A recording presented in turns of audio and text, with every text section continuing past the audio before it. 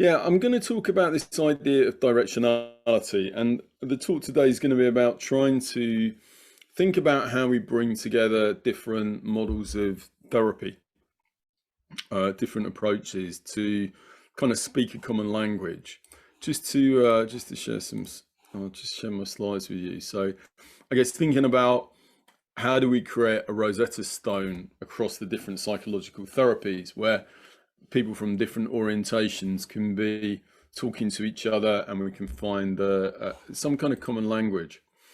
And a lot of this work is, Natalie was saying about a recent book that I've written on integrating counseling and psychotherapy, which actually started off, and I'll talk a bit about this, more as thinking about how we integrate models of psychological and social change, bringing the social justice into our psychotherapeutic theories and models, but also looks at how we can bring together different theories and different understandings.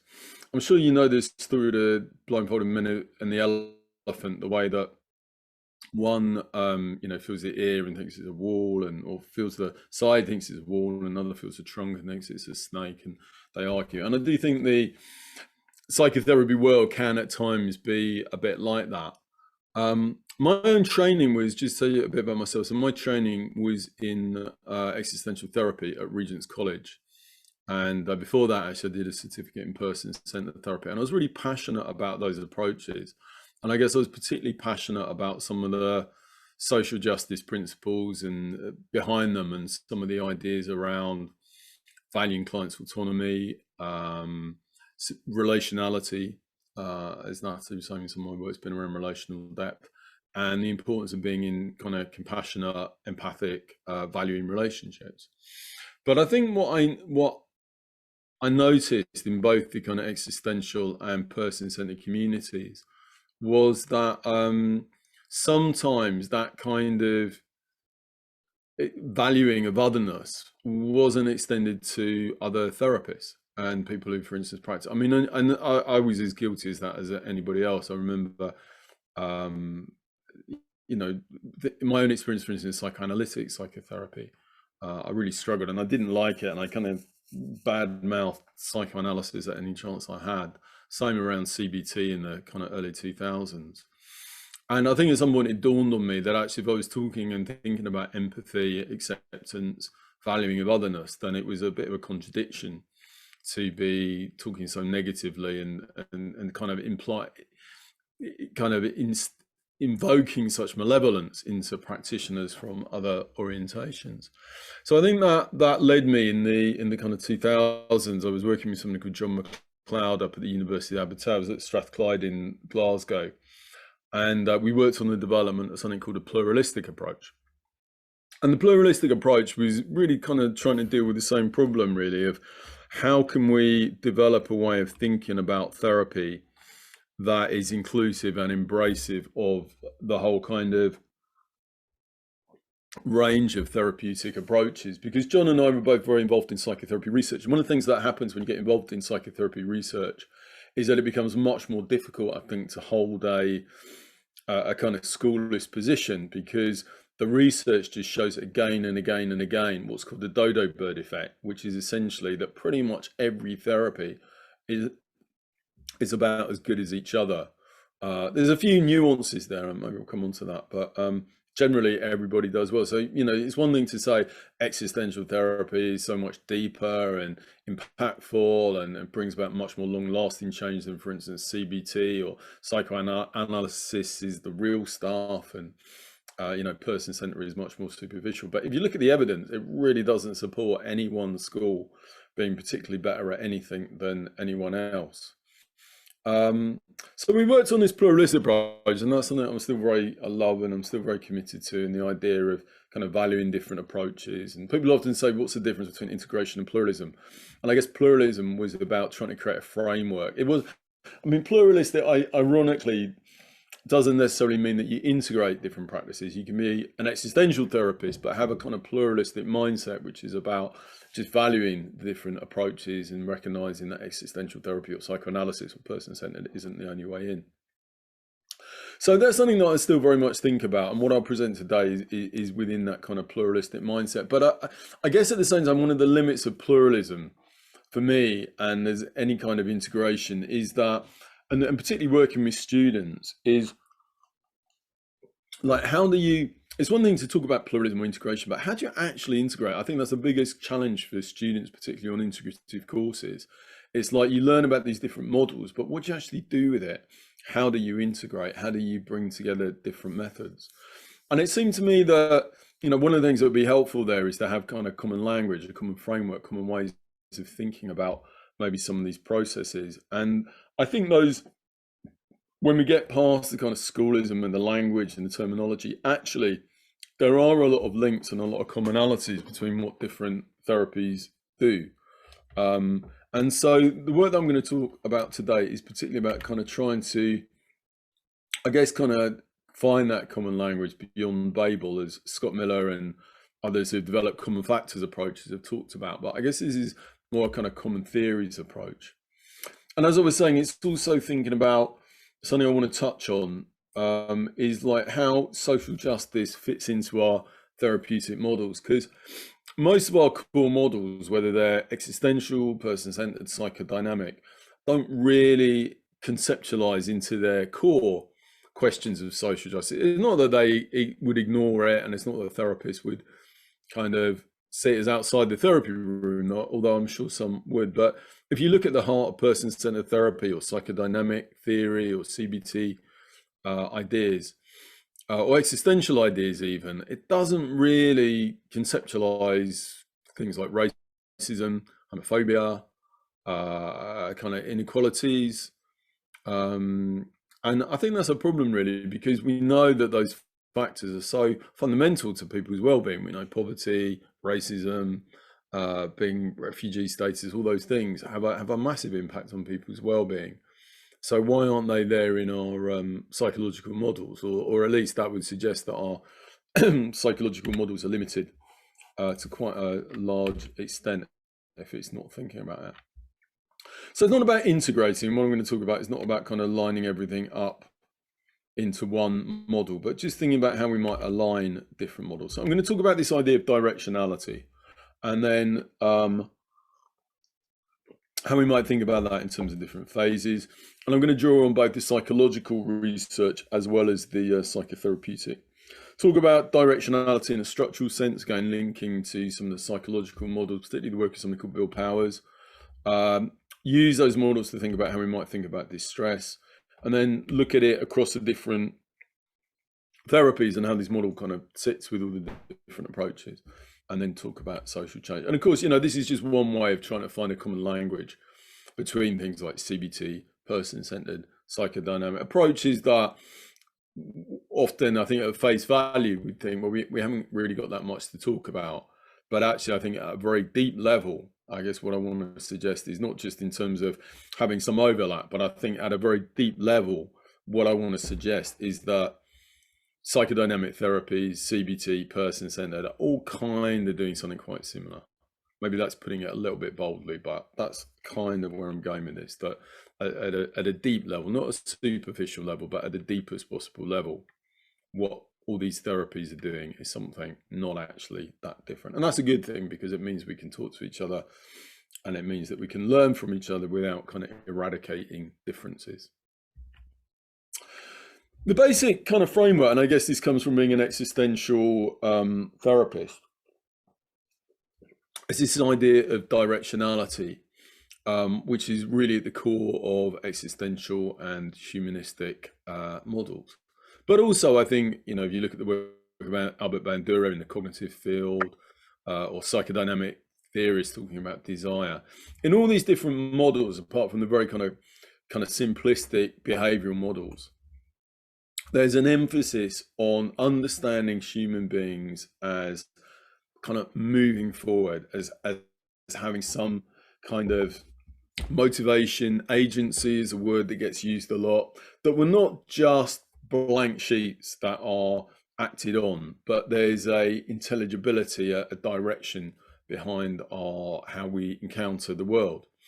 That's there in people like Sartre when he talks about being for, That's there in very much at the roots of psychoanalytic theory, really, is the idea that where we look at things like, little hands or these stories, what we see is a kind of that people are not just acting in bizarre or random ways, but there's some sense of meaning, some sense of purpose, some sense of directionality to it. And finding the right word for it, there's lots of different words like kind of driven, need-based, goal-oriented. But I think directions, one of the things I learned in the pluralistic approach, we talked a lot about goals and quickly realized that therapists often don't like the term goals for reasons I'll come on to. And I think it is a bit of a kind of hard term. But for me, when we were developing pluralistic therapy, we were talking about goals because we wanted to find a way of kind of emphasizing that agency, that moving forwardness. And I think there's also a spiritual dimension to it. Buber talks about directions as that primal tension of his human soul, which moves it to choose and realize this and no other out of the infinity of possibilities.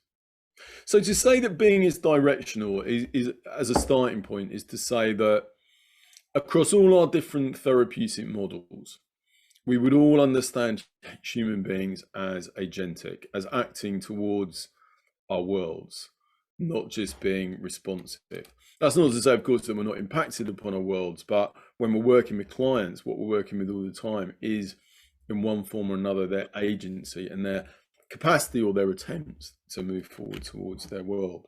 And understanding that things that may not seem agentic often have some underlying agency, that they're not just things that are made to happen to the client. The client is late for a session, for instance, that we would be interested in not just what happened to them, but also what their part in it was.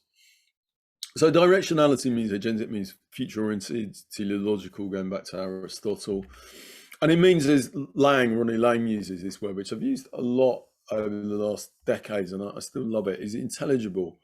And of course, if you read The Divided Self by Ronnie Lang, the focus there is on the intelligibility of psychotic behaviors and symptoms, and the way that something which from the outside might seem completely just crazed and random, actually that there is a directionality behind it, that the person has chosen, in a sense, maybe not at a conscious level, but at some level, acted towards cutting themselves off from their world for intelligible reasons, because it's a way of protecting them against their environment, albeit something that has very destructive consequences. So like a lot of Eastern religions, if we think about directionality, we have this idea of kind of being as a flow, which is very much there in Heidegger in existential thinking. But whereas maybe Eastern philosophies use that image of the flow being as the river, we can also think about some of the kind of rapids, the torrents in the river, and the way that sometimes being and our being towards the future and our directionality is aligned, and that it's just kind of smooth, and we have a sense of where we're going and things are going in the right direction. But sometimes where we want to go to in our lives, or for our clients in their lives, really pulls against itself. It kind of, to the point where it can almost rip the person apart in terms of wanting one thing, but also wanting something else. And I'll come back to that, talking about psychological distress, because what I want to suggest is that all of our different models in different ways talk about distress in terms of conflicts between different directions, between different things that the person is wanting and striving for. So when we talk about directions or directionality, we think about something that is both conscious and the person can be aware of, like kind of goals that are consciously set, but also much more unconscious desires in the psychoanalytic sense, bodily yearnings in the sense of focusing, person's sense of focusing, the most kind of intangible, nuanced sense of wanting something or not having something and striving for it. But directionality can be both of those things. And in that sense, it can also be a kind of cognitive process, but it can also be an embodied yearning, an embodied feeling, Merleau-Ponty, the kind of intentionality, the directionality of the body. Also really important, if you know phenomenology, you'll know that one of the main contributions of phenomenology in Brentano and Husserl is the idea that of intentionality that being experiencing is always in the world, and obviously that's developed then by Heidegger. But what that means is that when we look at how we perceive, that we never don't perceive anything. Perception is not just inside of us, it's always between us and the world. And we can say the same thing about directionality, that directionality is not an inner process, it's a process of interrelationship, of being in the world and relating to the world. And that's very important when we come on to thinking about kind of social justice and social change, because if we understand being as fundamentally located not inside the person but in their relationship to the world, in terms of that interrelationality, then suffering, distress, of course, then can't just be inside the person, but it's to do with the person's relationship with the world. And that can be as much impacted by the particular world that someone inhabits as what's going on inside them. So I'll come back to that in a bit. I've talked about directionality as kind of one process, but there's a number of psychological models from things like stages of change to Gestalt therapy that talk about these kind of different phases of this directionality, this kind of directionality is a kind of ontological given, but our directions have these different elements to them. And there's a number of different kind of models, but again, they kind of come together and say something quite similar in many different ways. And it's quite useful thinking about directionality in this way, because it can be a useful way of beginning to think about how different therapies might relate to each other. So I talk about in the book about kind of the idea of directional arc, and the idea that any direction starts as a kind of an unconscious, embodied kind of yearning, that there is things there that we feel in our body, maybe at the most kind of peripheral level, like slight uncomfortableness or a bit of boredom, or maybe something very passionate that we feel in our bellies. But that might be way before kind of conscious awareness, but that exists in a kind of embodied state. And many of the different models kind of talk about that. And then there's a process of kind of becoming aware of our needs and wants, becoming aware of what our directions are, what is it that we want. And all of these phases that I'll talk about can be there, but they also aren't always there. And in a sense, probably a kind of, I'll suggest that well-being is something about realizing, actualizing these directions. And that requires, or is facilitated when all these processes are there. So sometimes we kind of have things emerging within us and we're not really aware of it, we just act on it. But therapy particularly is about helping our clients think about what is it that they really want and need, what are their kind of meanings or their purposes or their goals, where is it they're trying to get to. And of course, that's not just about asking them, it's an iterative process that over time we get to understand something of where our clients very deeply at that kind of emergent level, or in Freudian terms, that kind of cauldron of seething desires. What is it that's in there that is important to the client? Then there can be a process again, or can or can't be a process of kind of evaluation, of thinking about what's going on for me. What do I want? How do I weigh up different wants and needs? Is it something I want to try and realize, or is it something that actually isn't going to be very helpful for me? I might feel that I really want a drink because I've had a hard day. Recognizing that desire might help me then think about and weigh it up against kind of other directions, like a direction towards health. And then there's something about intention, and existentialism is quite interesting, because the existential approach particularly kind of focuses here about intention, about choice. We can have this evaluation, this awareness, but it doesn't just make something happen. There's also something about a conscious. Frankl talks about the will as a conscious choosing. Rollo May also talks about wish versus will and these kind of different stages of this directional process. I think that's what kind of inspired me to think about it with some of Rollo May's work. CBT talks a lot about planning. You might want something, but then how you're going to actually make it happen. And this intention point in what's called the Rubicon model, they divide in directions between the kind of pre-intentional phase, which is where you've got fantasies and wishes and wills, and then the kind of more behavioral post-intentional phase, which is what they would call a goal, where you start kind of planning. And of course, you might have lots of wishes and wills and fantasies that never reach the point of planning, but always remain pre-intentional. Action, if you know stages of change, you'll know that this is a really key stage in terms of people actually putting things into action. And some of the models also talk about feedback, like kind of doing things, feeding back, and then also termination. And all these stages have their place. I mean, termination, for instance, is important because if you just kind of start projects and kind of go with all these different directions, but you never finish one, then you get overwhelmed and you don't have space for new directions to emerge. So each of these probably has their place in a kind of healthy, if you like, arc of functioning, being able to move through all these different stages.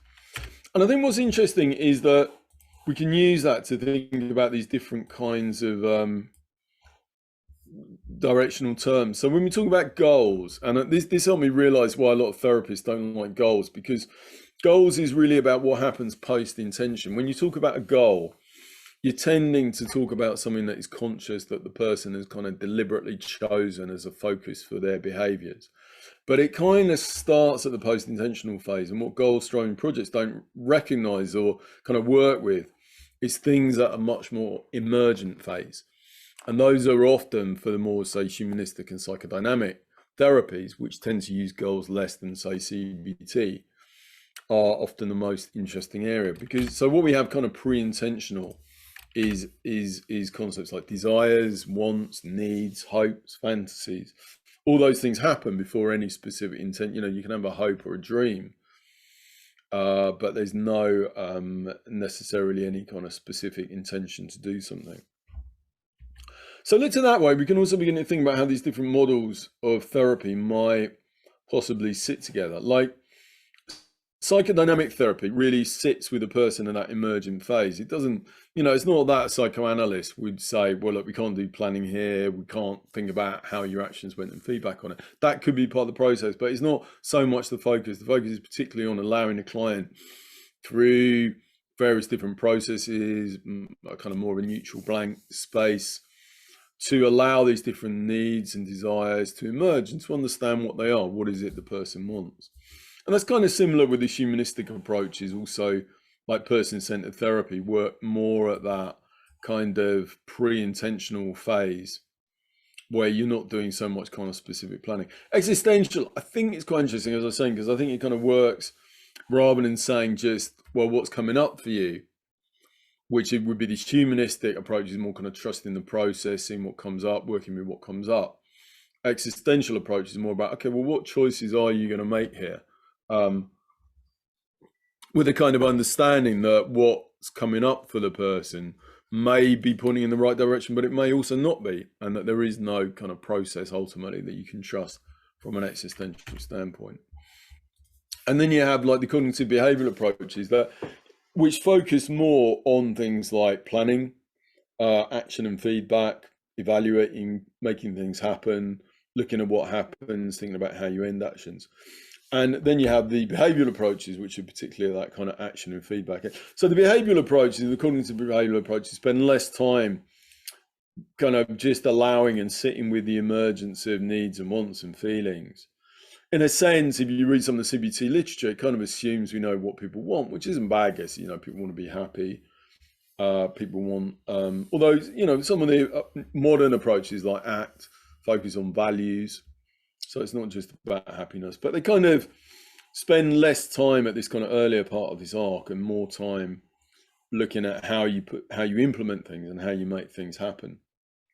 But again, you know, if you're in CBT and someone's talking about wanting or needing something, it's not that you'd tell the client, you'd silence the client. It's just that you wouldn't focus so much there. So looked at that way, all these different kind of approaches have important place, and it really depends where a client's at. If a client's maybe, you know, really not sure what they want, really not sure where they are, who they are, probably doing something very CBT-ish, where you're putting the person straight into action or trying particular behaviors, may not be the most helpful thing because that person still doesn't really know what it is that they want in their life. But equally, if you've got someone who knows what they want and has a fairly clear sense of what they want, like they want to be less anxious or they want to be happier, it may be that you can go into some of these cognitive and behavioral approaches and help the person quite quickly move forward along those lines. That's not to say, of course, that everybody can do everything. You know, we only can do a certain amount, but seeing where we fit on that map might be quite useful in terms of thinking about whether we can help our clients with the particular problems and particular issues they've come up with. But I think the main thing of that is to say, I think, and certainly from a pluralistic standpoint, that all these different therapies have their place in helping clients move along in terms of these directions, helping them get from where they are to where they want to be. And I think in the most simple level, that's what therapy does in a sense, is it helps clients get from where they are to where they want to be. And we all do that in different ways. So that's one way of thinking about directionality, but there's another more structural approach that looks at what the relationship is between the different kind of directions. And it's very much the work is somebody called Bill Powers, who I'm not sure whether people will have heard of, but he was a psychologist in the 70s. I think he's still alive actually, but he developed something called perceptual control theory, which is a very well-respected theory in psychology, and there's quite a lot of social psychology has been used it, and it's also known as the cybernetic theory, which is where there's a lot of feedback loops. It's quite a complex theory, but it's very, very interesting. And Powers is interesting because it's a very cognitive, in some ways, a very cognitive cybernetic theory, but it's also the value base is very humanistic, and he's quite explicit about that. And there's also quite strong existential elements about freedom in there, and the kind of progressive value base. So, but the idea I think that he puts forward is not particularly so much new as a way of articulating probably how a lot of us implicitly, I think, if not explicitly. And I guess part of this model is less about saying here's a new model, but partly more about trying to say this is maybe a language we're all speaking. Is one that a lot of people share. And the idea is that really that these kind of directions, our needs and wants, can be seen as existing in a hierarchy. So for instance, you might have a client who, what do they most fundamentally want in their life? Maybe they want to be close to other people, and maybe that's the most important thing ultimately in their life, to have that relatedness. And then you can say, well, how do they go about doing that? And they might do things like, it might be about through forming friendships, or it might be through spending time with their family, or it might be through a close romantic relationship. And then you can kind of move down and you can say, okay, well, how do they have a close romantic relationship? And it might be by talking openly to their partner, it might be through having sex with their partner, or ways to have close romantic relationship, and you can kind of keep on going down. Powers talks about 11 different levels. So in these hierarchical models, what it's suggesting is that there's kind of things that we ultimately want, or things that we're striving for in our lives, ultimate meanings. I mean, Sartre talks about something similar in terms of kind of projects, ultimate projects.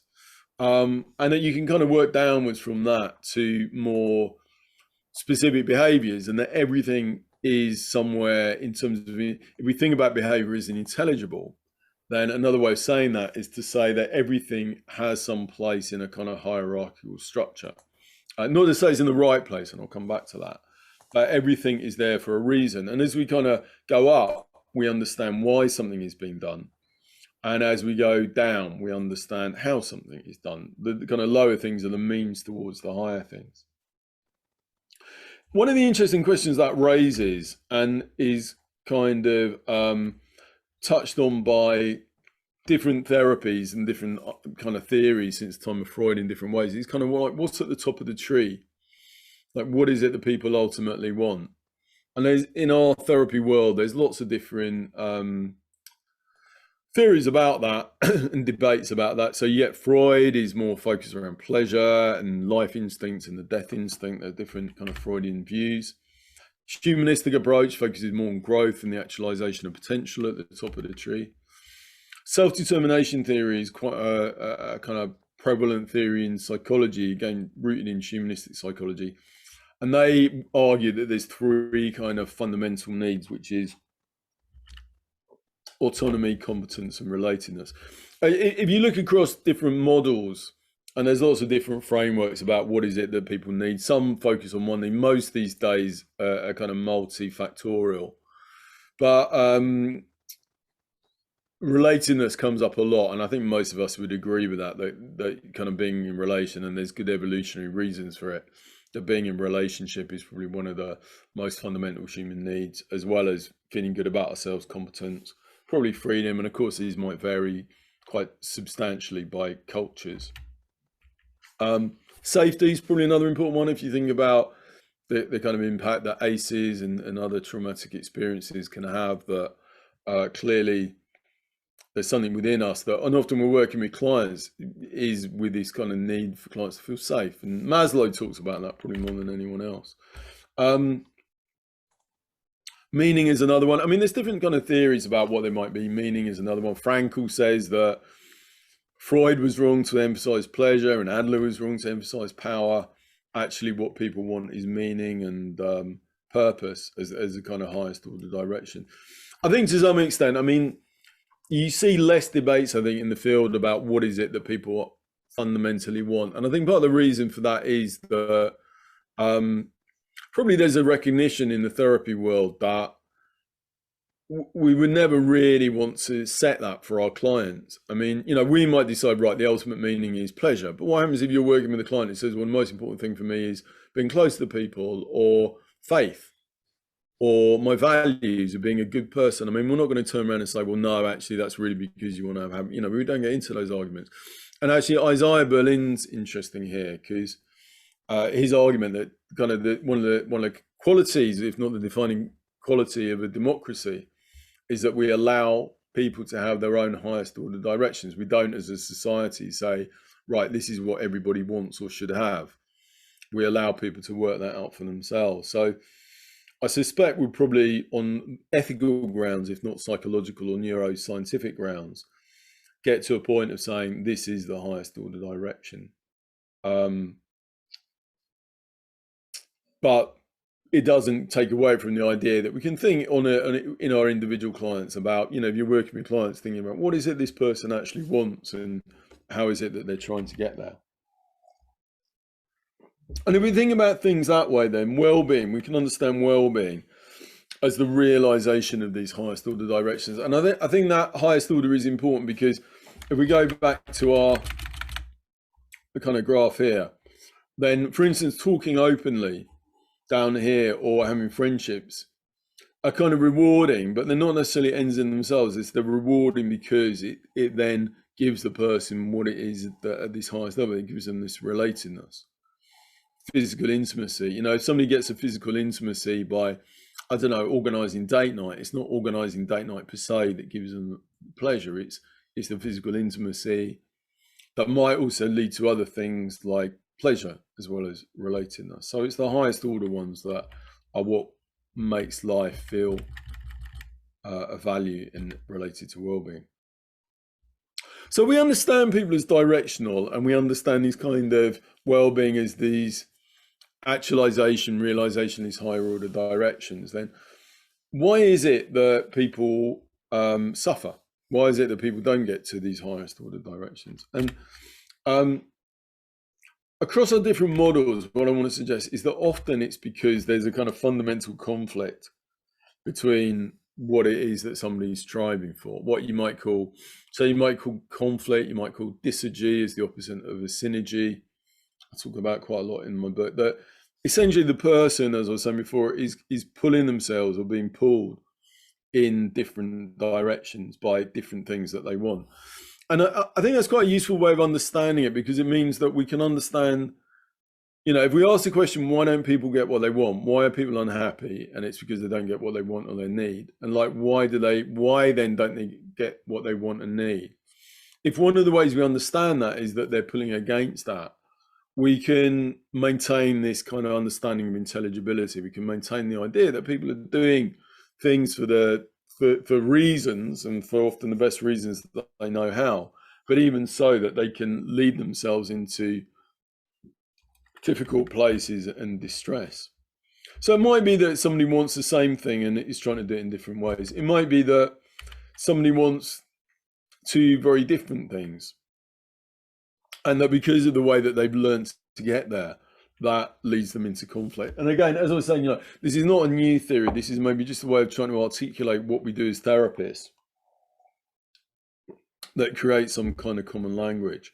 And I think one of the main conflicts that we see as therapists is this one between relatedness and safety.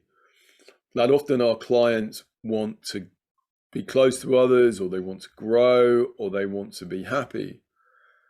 And they're kind of striving towards that, and they come to us because they want to be able to actualize, realize that desire.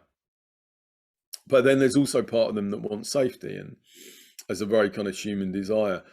And sometimes the problem is that the way they've learned to keep themselves safe pulls them back from doing these other things that they want. And that may be, for instance, because of childhood experiences. Someone who's had, for instance, trauma in relationships, painful past, might have learned that it's not safe to be in a relationship. There's some cartoons here. This person here on the left, somebody comes to kind of say hello, and their immediate response, the kind of gut response, that kind of gut directionality, is to build a really high wall because they feel afraid and they want to protect themselves.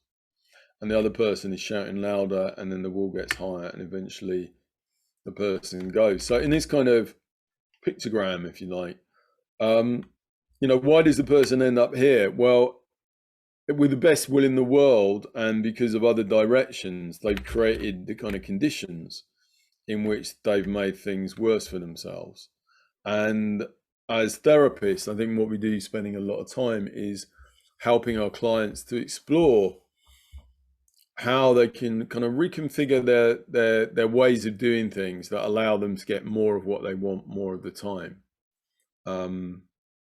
Just say that again. So I think in therapy, what we do is we help clients reconfigure their lives in ways that allow them to get more of what they want more of the time. And I think whatever model we approach, that's essentially what we're doing. We're helping them find better ways of doing things, getting more of what they want more of the time. And when I say more of what they want, you can say, okay, more of what they need, more of those kind of highest order directions, not things like, I don't know, watching TV or having a fast car, because we know things like that as kind of lower order directions actually don't lead to greater well-being. It's the things that lead to greater well-being is when those highest order directions are more realized. So sometimes kind of our wants and needs can pull against each other at the same time, but also I think what we see in clients is something a bit more diachronic over time. And what I mean by that is that people can get taken over by particular wants and needs and directions that actually don't act in the good of the person as a whole, but take them away from other things that they want, or things actually that they are more important for them. I mean, classic example of that might be someone drinking, who for intelligible reasons is trying to drown everything out for alcohol, but in doing so, and I guess you think about it existentially, we live in this world and we live in a real world, so what we do has consequences, and you might drown that out, but that has consequences in terms of health and how you feel the next day, and relationships and finances. So road goals is a kind of concept that we can get taken over, and we can get taken over, our clients can get taken over in so many ways. Often we can get taken over by kind of short-term pleasure, that we get taken over by kind of short-term interest, like which, as I'll argue, is kind of the basis of some of the cognitive and behavioral therapies, really, is that we can sometimes get taken over by short-termist thinking, which is easy and a bit lazy, but means that we don't think things through properly. It's interesting, there's a psychologist who's done a lot of research around this and around the idea of unconscious goals, John Barg, and he's got this interesting idea which kind of relates to the idea a bit of subpersonalities, if you know about subpersonalities and the idea that we all have these different selves. That he argues that actually we think that we have goals, but really goals have us. It's like we are ourselves is this collection of these goals kind of fighting for their own agendas, and that they kind of single-mindedly pursue their agenda independently of whether doing so is actually good for the overall person, so that we can get taken over by goals. And I can think about times getting into an argument with the next partner or something, and just that desire for maybe to protect myself, or kind of assert myself, or not to be humiliated, just means that I end up doing things that actually, in terms of that relationship or in terms of my overall well-being, are really not helpful. But there's such kind of compulsion at that time to behave in that particular way. So I think one of the things is that there's sometimes kind of what we do pulls against other things what we do, and mixed in with that then is that, and this is something that maybe is a bit more uh, difficult to say from a humanistic standpoint, but I think is true, is that sometimes the way that we do things just isn't very good. It's just not very effective. And I've been doing quite a lot of stuff about social emotional learning at the moment in schools with kids. And it's very interesting how, they teach them things like friendship skills, they teach them communication skills, and it's very effective and it improves well-being. Why? Because partly things like how to make friends, we're not born with these skills. I don't mean that takes away from the idea that at some kind of inner innate level we have some sense of what is good for us or what isn't good for us. But it means that at a kind of lower level, that we don't always know how to get there. I might have a sense that I want to go and see my mother and I want to spend time with my mother, but and I might have a sense that maybe the car is the best way of getting there rather than the train. But if my car breaks down and on the motorway, I don't have an intuitive kind of sense of how to fix it. I just kick it. That's the best that I know. Certain skills need knowledge and education and learning. This is an example of something, like if somebody's brought up in a family that uses a lot of cynicism, they might think, well, the way to get close to people is by being cynical and critical, or, that's a cool thing to do. And actually, it may just not be that effective. And I think that's particularly relevant in things like kind of approaches like CBT, where they do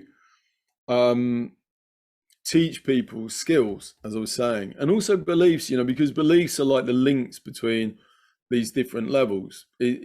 Why is somebody being cynical and critical to establish relentless? Because they believe at some level it's cool to be critical and cynical. So we can see how kind of cognitions might come in here as well. So I think what I'd say is that from a humanistic standpoint, that we are our clients, and I'm sure we all have this stance towards our clients that, they're doing their best, we're doing our best, they're doing their best, but doing our best isn't always the best thing that we can be doing. I mean, even from a person-centered standpoint, which has very powerful belief in the actualizing tendency, it still believes that clients can improve things in their lives and do things in better ways. Of course, better not for them, not for the therapist, but better for them. So there's always a kind of sense that there is leverage for change. But the challenge, I think, for us is, challenge for theorists and for us as psychotherapists is to think about how can we hold the idea of leverage for change without kind of infantilizing our clients and thinking, oh, well, they're just stupid or they don't know or they're not as smart as us. And I guess for me, that's always been the challenge, particularly coming from a person-centered background, which really wants to hold on to the intelligibility of our clients, but then sometimes struggles to explain why people can end up in such bad places. So what I'm suggesting is that what all of our therapies do, different ways, at the kind of highest level, this kind of abstract language, if you like, kind of systems thinking, but is then able to kind of filter back down, is that what we're all trying to do is kind of help our clients realize these highest order directions. And we're doing it through helping them. And this is a challenging thing, it's by no means easy at all, is to find more synergetic, more collaborative, more internally cooperative, and also more effective ways of getting to the places that they want to be. And then if we look at things like, we go through the models like psychodynamic therapies, very much have this idea of conflict at the heart between, say, the id and the superego, between those very primitive desires and more superego desires, and that's then managed by the ego, which represses, but then you get the conflict between the ego and the id, and that doesn't really help things. And psychodynamic methods particularly focus, as I was saying at the beginning, on that kind of awareness phase, just understanding what is it deeply that the person wants and feels. Feelings as a kind of gateway into what they want. I mean, emotions also comes into this in the sense that emotions are obviously incredibly important to therapy, but you can't have emotions without a direction behind them. Emotions are always ultimately about wanting or needing something. If you didn't want or need anything, you wouldn't feel anything. Even if what you want and need is not to feel pain or to have pleasure, that there's always some kind of motivational state behind an emotion. Psychodynamic methods then are about kind of allowing that space for somebody to recognize those directions, those needs, wants, very free and open space. understanding from the past how somebody might have come to try and do the things they do in the way that they do. And I guess what we do from a psychodynamic place is kind of understand the fitness for purpose of certain strategies. It's like, you know, you don't say to someone, well, you learned that as a kid and that's stupid or that's wrong. But what we do is we help somebody reflect on maybe how they got love from their mum or their dad, and then think about, is that also relevant to, is that also helpful as an adult? Is that what's going to work with your pet, with your partner, for instance? Or actually maybe being, I don't know, infantile was really good when you wanted to get love from your mum, but actually for your partner, they find that really deeply frustrating. And we can understand why you do it, but actually it's not fit for purpose anymore. Using interpretations to understand what the desires and feelings and projections are, the beliefs are. Looking at that kind of resistance as the conflict between that desire for stability and safety, but also desire for change. And in terms of contributions, because all of these different models have very valuable contributions, I think, to understanding the elephant as a whole, that psychodynamic helps us understand the role of unconscious desires. And also that, you know, sometimes desires can really be nasty against each other. I think from a humanistic standpoint, I tend to think about these directions as maybe running up against each other, but sometimes parts of us can really kind of silence, suppress, hate other parts. Work around awareness, mentalization, a lot of the recent psychodynamic work, kind of as a way of thinking beyond, and mentalization is a lot about standing above these kind of rogue goals and being able to think about what's going on and thinking about how we can do things in more effective ways. And a neutrality from the therapist as allowing these kind of directions to be seen. And then if we have a look at the humanistic therapies, what you get there is a particular emphasis on this conflict between what the person is doing to earn approval versus the many other different directions. So, you know, it's never really clear in the humanistic therapies why people want approval. And Rogers has a very poor explanation of it, I think. And sometimes it's kind of conceptualized as something almost outside the person. That person is kind of impinged on by society, but it doesn't really make sense. And Rollo May challenges Rogers on this and says, you know, if you say that people are just made to be in a certain way by society, then you're casting the most damning judgment on human beings. So I think we have to understand that desire for approval as one direction within the person, but one that runs up against other things like creativity, genuine relatedness. And what the humanistic methods do is that they focus very much on the kind of accepting the client in all their desires and wants and needs, which is at the basis of many therapies and can be incredibly powerful, just that acceptance to allow things to emerge. Empathy, understanding the directions and the beliefs. Emotions, so looking at the kind of what somebody's feeling is the gateway into what it is that they deeply want and need, because again, people often don't know what it is that they want. That they may be unconscious, but emotions can tell us something about what matters to the person. Where is it they want to go? Focusing, if you know Jenlin's focusing on those kind of embodied directions.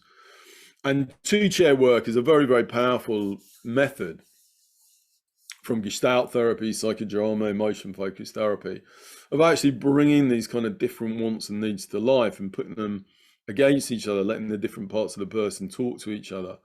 And a core part of chair work, when you put in these different voices and inviting dialogue between them, is often the kind of breakthroughs when they understand what the other one wants and needs, that they understand that the part that is maybe very critical is actually wanting to protect the person. It's a part of them that, you know, might be saying, well, you're stupid and you're ignorant and you're useless. But when they're really challenged on it by maybe the part that's more of a victim part, eventually they say something like, well, I just want the best for you. And it's when you get that kind of breakthrough that you can then begin to think about, well, what would be a more collaborative way of doing something? What would be more synergetic, for instance? Maybe, you know, rather than speaking in such a kind of angry, critical voice, maybe just expressing it as nurturance.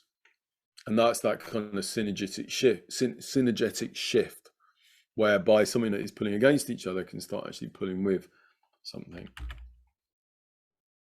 And I think the humanistic approach is really helpful in the sense of helping us see that the pull of that kind of desire to please others. Humanistic approach is also quite optimistic. in that sense of believing that there's a natural tendency towards synergies, looking at emotions, and also some very powerful methods for developing those internal dialogues. Existential approaches are interesting in the sense that some of the approaches, like based around Sartre, Camus, would actually say that when you get right to the top of the tree, what's challenging and intriguing and deeply disturbing for a lot of clients is actually there's nothing there.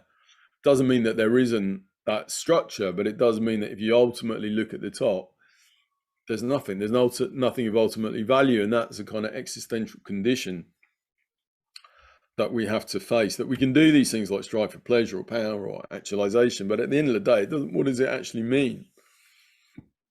There's nothing that it's for. Yeah, I like this cartoon. Existential Night Out. Tonight, Leonard Cohen sings the songs of Morrissey. True existential misery. Frankl, on the other hand, takes more the perspective that meaning is, all these things are ultimately to have purpose and meaning.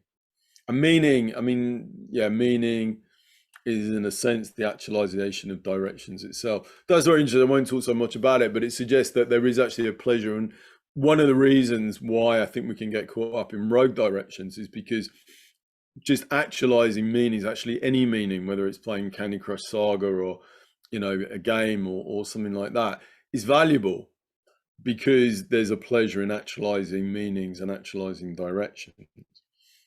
Which means actually kind of going against what I was saying earlier, that setting up a date night can be really pleasurable in itself, even though it's not right that's highest order, because there's a kind of self-reinforcing quality to directions. And existential methods can be really useful in that they focus on that kind of intentional phase, help us think about those kind of highest order meanings, invite us to think about whether there is a highest order direction at all. Emmy's work has been very interesting, thinking about, when we think about well-being as realizing our directions, part of that is about kind of how we're doing it, but part of it is also our expectations. And Emmy has written about some of the, that if we have very high expectations of life, that can make us as miserable as anything else. And that we need to be realistic there. And also with other approaches, like including actually things like behavioral activation and ACT, is the idea that some of our highest order directions might be values. So things like freedom for others or political values can all be highest order directions. And we know that people are sometimes willing to lay down their lives for things that they believe in.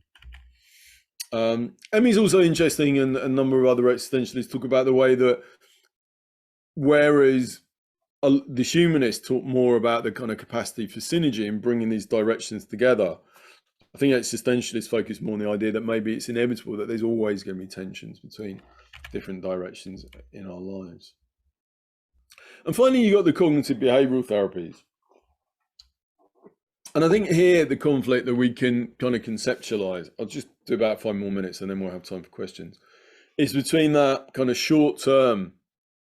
If you read people like Daniel Kahneman's book, Thinking Fast and Slow, which lays out really nicely, or Beck's work,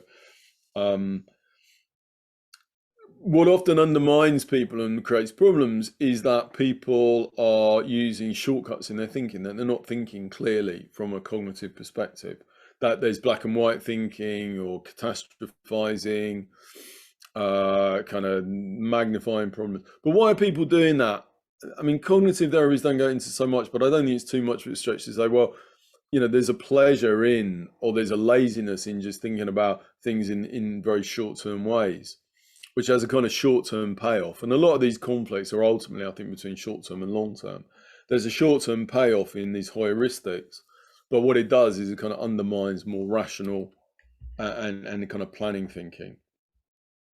And also that, that our beliefs, that cognitive theories work on kind of creating more rational, realistic beliefs, and things like, somebody's got a belief like it's cool to be critical and cynical, then helping them look at that, evaluate that, see is that really true?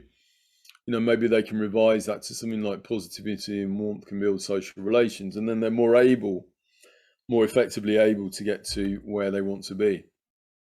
And then the behavioral approaches particularly focus on the way that sometimes the way that we do things, not just our beliefs, but the way that we do things, well, I guess again, it's related very much to beliefs, it's sometimes not very effective. Like somebody might somebody who's got an obsessive problem might think that you know, if I'm obsessed with and I'm worried about whether I've closed my front door, what I might do is every time I leave my house, I might find, I might walk down the road and might think, actually, you know what, I need to check it. So I go back and check it. I mean, that makes sense because I want to reassure myself. And then I leave my house again, and then a couple of minutes later, I think, actually, wait a minute, I can't really remember, did I close the door or not? So I go back and check. I mean, that makes sense. But actually, what we've learned from behavioral methods is that, if you reassure yourself, actually, it often extends a problem, and generally, you're better off learning to tolerate anxiety. And again, I think, those aren't knowledges that we're necessarily born with, but we can learn those things along the way. So cognitive behavioral approaches can help us kind of learn more effective methods. So in these therapies, there's a focus more on that evaluating, planning, action, feedback. It highlights the kind of challenges of short-term thinking. There's problem-focused methods, very simple stuff that they use in CBTs, like weighing up problems, helping people do lists of pros and cons, stuff that I must admit for myself, I sometimes find a bit banal. But actually, the research shows can be really helpful for clients, and problem-solving approaches are really good outcomes. And then teaching as well, psychoeducation, that sometimes just learning about different ways of doing things, like interpersonal skills, social skills, learning how to meditate can be really useful life skills for helping deal with different problems. So there's lots of contributions on the cognitive behavioral approaches as well, learning about different methods, focusing on kind of longer term thinking, post-intentional phases, and using evidence. So what I want to suggest is that theories and methods from different approaches really do have the potential to be combined. That's not to say that everybody should be doing everything. We can only learn certain approaches. But I think, as with the pluralistic approach, rather than seeing our different therapies as being in competition with each other, and kind of one is right and the other is wrong, actually that they all have really valuable things to contribute. And as a community of psychological therapists, we can be working together and we can be aligned in thinking about how we can help our clients. And if there's opportunities, we can learn from different approaches and integrate that into our work. I mean, personally, and this is maybe something we want to talk about, I think as an existential therapist, I can use cognitive behavioral skills. I can use ideas from psychodynamic therapy. I can use humanistic ideas because they're all ways of helping people find better ways of doing things for themselves. That's not to say that I'm always going to have those skills. It's not to say that I can just pick things up as I go along. Training's necessary, really understanding skills is necessary. But as I develop as a therapist, I can do that. And it's interesting to note that we did some research around pluralistic therapies, and we found that therapists who are open to using different methods were more satisfied and seemed to enjoy their work more than therapists who were very much aligned with one particular method. Just the very last thing I want to talk about, I said I'll just briefly mention this, is about social change and social justice, because as I was saying earlier on, that our capacity to actualize these directions isn't just about our internal world, it's also about the external world. And that we can be in an environment that is very restrictive and makes it very difficult for us to actualize directions. Somebody who's if somebody's living in a racist context, for instance, then their desire to experience safety, security might be really compromised. And that's not about internal configurations. That's not about one pulling against another one. That's about living in a world that's not allowing them, that's not giving the satisfiers that they need to meet their needs. And those kind of restrictions might be financial, they might be economic, they might be political and cultural, they might be emotional in terms of having good relationships around us. So that when we think about how to improve well-being, social change also has to be a part of that. I haven't got so much time to talk about that, although we might want to discuss it. But I think it sits alongside psychological change as an important way of helping people live more fulfilling lives. And that means, so I guess what I'm saying is that we can help our clients by helping them configure their internal world. We can help them by helping them do things more effectively. And we can also help them by working with them, either in therapy or outside therapy, to create social environments that are more conducive to well-being. Let's skip that. So just last thing to say is that I think there's ways of really aligning our diverse psychotherapeutic approaches that can draw on social justice understandings, into the heart of our practice, so that we have a kind of more integrated way of understanding approach, and one that I think, as is all our values, means that as therapists, we're working with therapists from other approaches and valuing the work that other therapists do, rather than getting caught up in kind of competitiveness and dismissing other work. And that's me, I think. Oh, awesome. Thank you so much, Mick. I have to say, it's really lovely having you on with us in the Society of Psychotherapy, because one of the kind of main ambitions, reasons why starting up the organisation like 20 years ago now was to provide a forum for people across modalities to be able to get together and talk and share and learn. Right. So that's kind of been a really important part of what we've been doing. So having you come and talk to us today about this is just really bang on. So that's Great. Fantastic. So everyone, questions in. So either questions you can, and comments as well. Comments. We love a comment. Absolutely. Absolutely. So either you can put your questions in the chat, or you can put your hand up. We will be monitoring hands as well.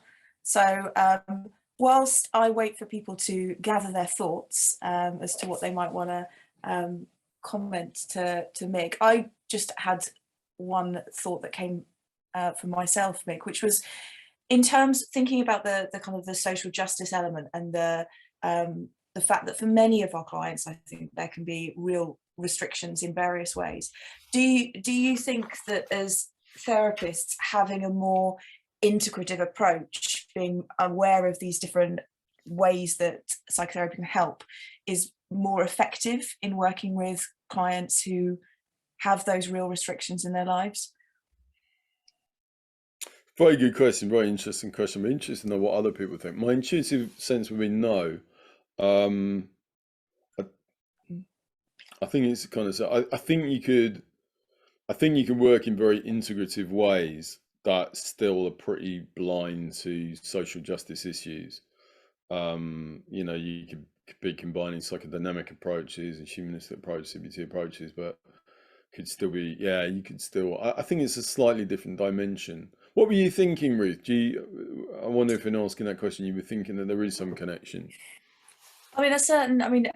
One of the things that comes to my mind, so some of you will know, a lot of the work I do is with neurodivergent clients, and a lot of those individuals have got lots of different kind of issues in terms of being restricted, being discriminated against, being stigmatized, poverty. And one of the things that is kind of been present within all my work is working in a very integrative way, is having to kind of take whatever is to hand in order to support them. And sometimes that's really quite practical, because the issue that they're dealing with is really quite practical. So, but you know, having said that, what you were saying around you can work in a very intolerant way, in an integrative way, I think is also completely true. But I think you're right, actually, Ruth. I can also see that there's something about being integrative that is probably more about personally tailoring the therapy. And I think that where you're working with clients, where there is kind of clear social economic issues, as well as psychological, then it does allow you kind of maybe greater flexibility. And there is more flexibility and kind of more openness. And as you say, you know, maybe some, what's it called? Advocacy for the client. Yeah. You know, I was taught as an existential student, you never do that. You know, if somebody says, I'm having problems with my housing benefit, you just say, I'm sorry, I'm your psychotherapist, not your housing officer, in a slightly sniffy way. But, you know, I think integrative approaches allows you to take on more of that role. There's a lot of interest in working in the States in feels like counselling psychology, where they do really argue that advocacy role should be an integrative part of what counsellors, certainly, and psychologists do. And I think it's on the basis that, you know, those things are incredibly important to people. But you have to have skills, don't you? You can't. Yeah, absolutely. Do we have any questions, Pete? We can sit in awkward psychoanalytic silence. We have a question, so we can't sit in silence. We can't sit in silence. We'll work up to it. Okay, so we've got one from Trevor and then one from Fergus. All of these people who are railing against no silence. Brilliant. So the first one from, frantically. First one from Trevor. I think it's useful to recognise themes across different approaches. I'm not clear if this is the same as integrating different modalities. Is there a downside? Yeah, I think. Well, for me, there's a downside. I'm interested in Trevor can and do come off mute and Yes, join the Trevor, if you want to come off conversation. mute. But I think there's a downside if we lose the kind of unique elements. And as we get approaches developing like compassion focused therapy and ACT and all these new approaches, EMDR, they all bring something very unique, and I think that's really exciting. So I guess it's about getting a balance, isn't it? And then you have these new things, and then we can dialogue and we can talk about these things and we can share ideas. And conflict and disagreement can be very generative of new thinking. So I think that's really important. But it's when and this was we thinking a lot about around pluralism. It's when it gets nasty, and it's when it gets to the point where actually it's getting in the way of clients. And I've had this experience, and I think maybe it's more common than we admit, of going to see therapists, and they've just stuck in some kind of dogma about what the source of my problem is. Like they're into, it's hypnotherapy, or it's a kind of person. And I remember seeing someone in CBT who was just saying, well, we think counselling is rubbish. And, people in psychodynamic, who would just dismiss CBT. And I think that is I think that's unhelpful. I think it's unethical. Totally agree. I totally agree with you. I mean, it really resonated with me when you made that point about people being critical of other approaches, and I can feel myself doing the same thing, and I don't think it's very healthy, and it's not really in a spirit of being open-minded, is it? Or, as you said, compassionate. And just to put sort of a bit more detail on that question I asked, I suppose listening to you, and thanks for a fantastic lecture, but that's no problem. But I do sometimes, I kind of find myself getting a bit muddled with all the different ways of the different approaches. Maybe that's just something that I develop more in time. Sorry, all the different approaches, like you were talking about CBT, humanistic, existential, and in terms of integrating all those into one way of working with people. But I do like the way that you're extracting the themes from I think that's a great idea. I think if you like the future of therapy to me, to have central themes that we're all working towards. Yeah, I mean, I think it would be hard, and I don't think it'd be particularly helpful to try and integrate everything into one great big mushy therapy. I remember somebody saying about pluralism once. Have you ever tried mixing lots of different colours and just ending up with kind of mucky brown? It's not. So I don't think that's necessarily the most helpful thing. And there are kind of unique elements. You would lose, I think, those distinctive elements. I think also what's really important is clients do want different things. And I think as long as they know what they're getting, then that can be really helpful. Some clients really want to go into kind of daily psychoanalysis, and others want CBT or something. Sure. I think the problem is maybe when it's when it's not spoken about, when even clients don't know what they're going into. I mean, I had, partly I guess is, like everything, it's always informed by our own experiences. I was referred to the Tavistock when I was 16 because I had really bad anxiety. And just sat against this person. I mean, I had no idea what to expect, and just sat. This person just stared at me for like a year, and I just thought, "What the hell?" I had no idea. That was horrible because I really had no idea what it was about. Somebody told me, this person's going to sit there and draw parallels between them and your dad. That would have been a bit more helpful. But it doesn't mean that wouldn't be very helpful for some people. There's about 450 different therapies, Trevor, so you're never going to learn them all. Thanks so much, Trevor. Fergus, do you want to go next? Yeah, I had a kind of a comment and a half-formed question, which probably isn't very helpful. But the comment was, I was thinking about the way in which you were describing the existential approach as kind of not having that highest order direction. And one thing, I wondered if I was mishearing you, because it kind of feels like actually what the existential approach offers is the opportunity to create our own highest order directions. I wasn't sure if that's what you were saying and I was mishearing you, or if that actually was a conflict, but you're nodding, so I'm assuming that's No, I think I'm nodding that I was saying that. I think I think you can read it both ways. Certainly that we have the opportunity to create our own. And I think existentialists would say that. But I think there is something about recognizing that it can be really distressing to recognize that there isn't, we can create our own, but there's nothing above that. There's no kind of fundamental, we can create it, but it's a choice, and that there's no ultimate given about why we choose that. And I think for a lot of clients, everything about my own experience, sometimes that recognition, what Heidi would call these kind of moments of insight and authenticity, to realize that everything is a social construction and that nothing is a given, is something that as therapists we encounter. So I think it's both. I think as an existential therapist, I'd be both working with clients to create their own meanings, but also if they're up, sitting with them about, is it upsetting? Is it distressful? How does it feel to think about there isn't any ultimate meaning, if that's what they're bringing? Yeah, because that recognition has to happen before folks can then create their own meaning. Yeah, no, yeah, it's a good point though, Fergus, and I didn't mention that. Yeah, and I wonder kind of where that sits in this kind of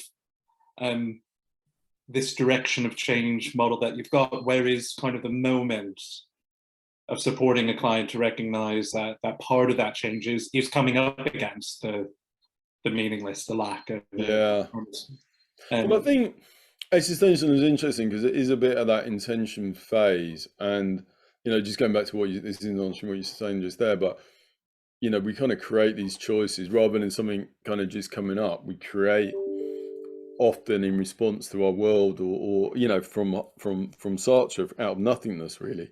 We create our own directions. But yeah, where is that kind of recognition that there's nothing there?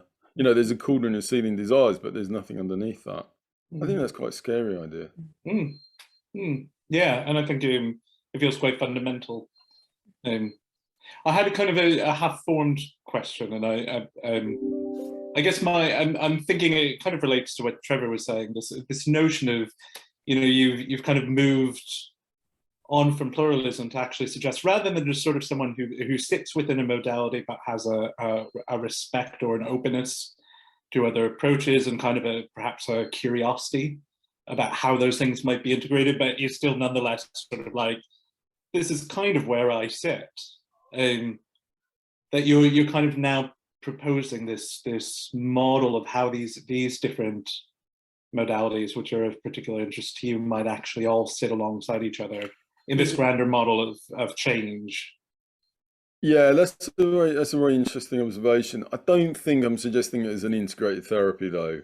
So I think it's not quite that strong. I think that I would still very much see the different therapies and discrete therapies as having a very important place. Yeah. And I don't think this model is about saying that we should, do this bit with our client and then that bit and then unless, but we can do. I think it's more saying we can do, and that we can learn from each other and have dialogues with each other. And there's not much. I mean, it's great, as you were saying, Ruth, about the kind of the society and the potential for dialogue across modality, because it doesn't happen that much. It really doesn't. I mean, in our professional communities, people do tend to stick to a great extent, from what I can see, into their own worlds, and that is a shame. Maybe partly it's because not having a common language rather than kind of hostility. How would you suggest that? I guess my question is, even kind of taking that point, that it's less about kind of the model in which all of these different modalities kind of form a super modality. What would you suggest to yourself working for a training organization and to other training organizations? What would you suggest in terms of how training schools could be encouraging that kind of, if we're going to draw from other modalities, if we're going to have a curiosity about other modalities, and yet we're already going through these very expensive, very intensive training processes, how might we kind of be encouraged to understand enough of the fundamentals of other modalities that we could have that approach of figuring out where the overlaps are and how we use those? It's a brilliant question. It's a brilliant thing to say, Fergus. I mean, for me, like, if I think about our course, so I teach mainly on a doctorate in counselling psychology at Roehampton, and we don't spend loads and loads of time at the beginning. We teach person-centered psychodynamic CBT over 3 years on a kind of pretty much full-time course, but or part-time. But what we do is at the beginning that we start off on a pluralistic. We do a bit of input on pluralism and pluralistic ideas, and you could be doing the same with these kind of directional ideas at the beginning to give a kind of underpinning understanding of the values and the philosophy of the course. And we make it clear that, you know, we're not going to be teaching students one right method, that students have their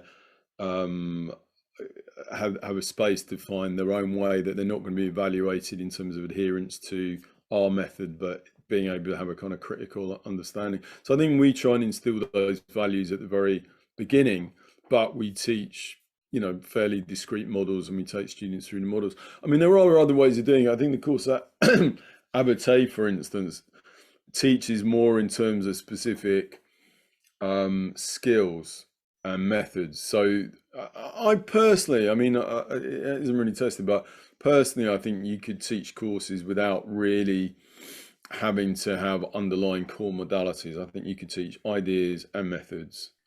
And I have to say, I'm sorry to say this for those of you who aren't psychologists, but I do quite like counselling psychology, because it does have a bit more of an openness about teaching sometimes his kind of different understandings and his different methods, and rather than his, you know, one way. Certainly in my existential psychotherapy, you know, again, this is a lot of personal experience.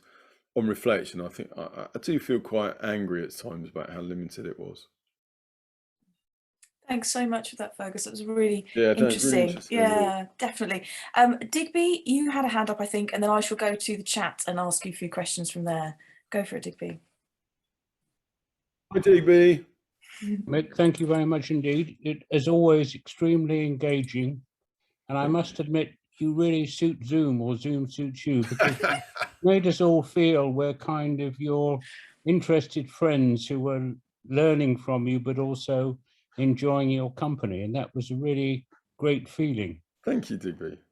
Now, I want to ask you, I mean, there's an earlier concept similar to yours, I think, called destiny. Destiny. That we all have a destiny, and some of us work hard to try and achieve it, and others just kind of fall into it. But the thing about destiny is, or was, or that you get knocked about by life, and you find that you have a different destiny, sometimes an undeserved successful one, sometimes an undeservedly bad or disappointing one. So your idea seemed to me, and I probably have not grasped it fully, to imply that somehow directionality or destiny didn't operate like that, that you could somehow actually choose with a good psychotherapist, irrespective of their model, to find a destiny that you want, unless, of course, your psychotherapist strongly disagrees with the destiny you're aiming for, in which case they would discharge you. And you probably end up with a much less able one, so you wouldn't achieve it. But I wonder because you mentioned social justice, and there's so much unfairness in terms of people actually achieving their destinies. It's somehow for us who generally aren't quite so impinged by life events, by wars, by, you know, poverty, by discrimination and so on, it feels as if we can achieve our destiny by being, you know, sensible, reflective, awake people. But obviously there are lots of people who can't achieve their destinies, or their destinies turn around and bite them in some way or another. So I wondered how you would, you know, whether that affects your model, or whether your model is intended to apply simply to people who are in a position to choose a direction and pursue it with professional help. I mean, yeah, that's so interesting, DB. It's certainly not intended to apply just to those who kind of got fairly unrestricted social environments. I think, you know, the idea that our social environments very much shape our well-being is very key to the way of thinking. I've never thought about destiny. I mean, it's fascinating you raise it, Digby, and I could pretend an answer, but it's something to go away and think about, actually. I guess I don't know, what does destiny mean? I mean, I guess I'm a bit skeptical about the idea of destiny, in the sense of kind of something predestined. But I've always been very interested in Frankl's idea that, I mean, Frankl, I guess, has a very, and it sounds a bit like what you're saying, Digby, the idea that we have a kind of meaning that is laid down for us, and then we have choices. But for Frankl, the choice is whether we follow that kind of calling or whether we don't, which I've always found intriguing. I guess I come from a very atheist background, so I would kind of see it in those kind of terms about believing that we can act towards our social environments in ways that shape who we are. But whether it's set from the beginning, what does destiny mean, Digby? I don't know. I'm just saying that it was an idea that was obviously very important concept in how people felt they turned out in life. And for a while, you know, people talked about predestination as if that was something very feared, and there was no freedom in life if you were predestined. And people talked about fatalism and saying, well, you know, my destiny is set in the stars, what's the point of struggling? I mean, all of these things have been very big around the idea of a direction in life. But one that's given rather than one that's kind of, that's given and one that's lived. I just wondered how you fitted your... I think, I mean, it doesn't immediately take that. It is a different model. It's more around people acting towards their world and shaping their own lives and circumstances. But I think at the same time, you know, these kind of directions and how we've learned to do things and how we've learned to get the things that we want from life in the best way that we know are incredibly deep set and incredibly powerful. I think I'd be more along the lines that it's kind of a mixture of what we learn from early environments, genetic factors, and, you know, kind of biopsychosocial model. I don't know where destiny comes into a biopsychosocial model. Yes. I'll think about that one, Digby. It's very interesting. Sartre had the idea that we might, I think it was Sartre, like 10% of the wiggle room, or maybe 5%. Wiggle room.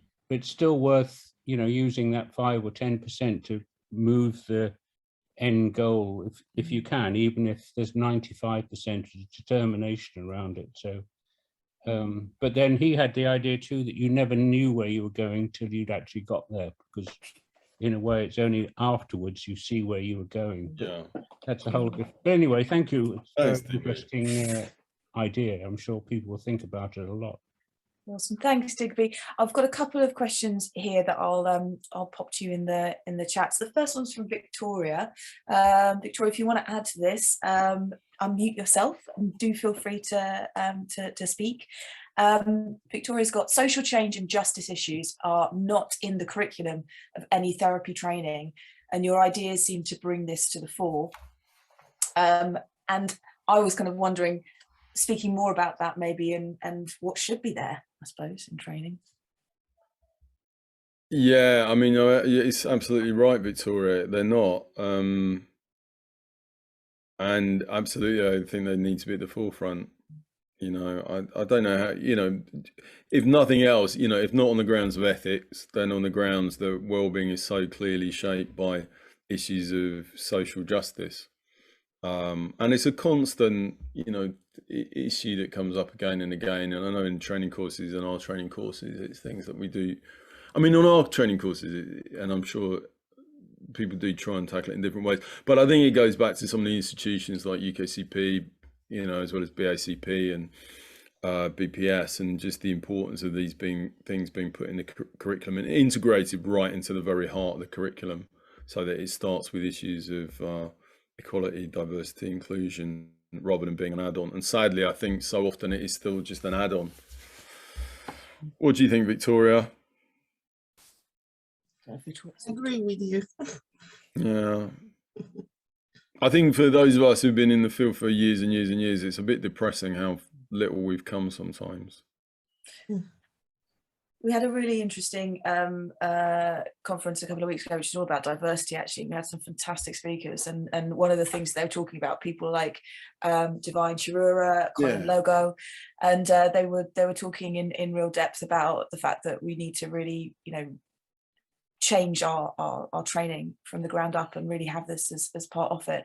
And one of the things that came up, which reminded me of what you've just shared with us, Mick, is the importance of language. That came up time and time again, and that actually language can become such a barrier and can cause so much conflict, when actually often we're talking about stuff that can be aligned, but the words that we use pulls us apart. And it just struck me, because they were talking about that within that conference, and I get the sense that that's also part of where you're coming from as well. Am I getting that right? Yeah, definitely. I think, yeah, language is really, I mean, I guess I was talking about kind of across different therapies, but I think language and the way we use language can be very exclusive in training and things like, and I think we need to look at that right from the very kind of ground up in terms of how we create more inclusive programs and, yeah, create a much more mixed field. It's good to hear you doing some work about that. Yeah, I think it's Colin and Divine are brilliant, and maybe I'm being a bit pessimistic. There are some brilliant people who are doing that kind of work. Well, the message from everyone of the day actually was that we need to kind of to get working, and it's going to be tough, and we've got to person up and deal with it. So it was positive, but also not kind of denying the difficulty as well, which was cool. Well, it just gives me enough time to thank everyone so much for coming today, and a huge thank you to you, Mick. It's really brilliant to have you sharing with us.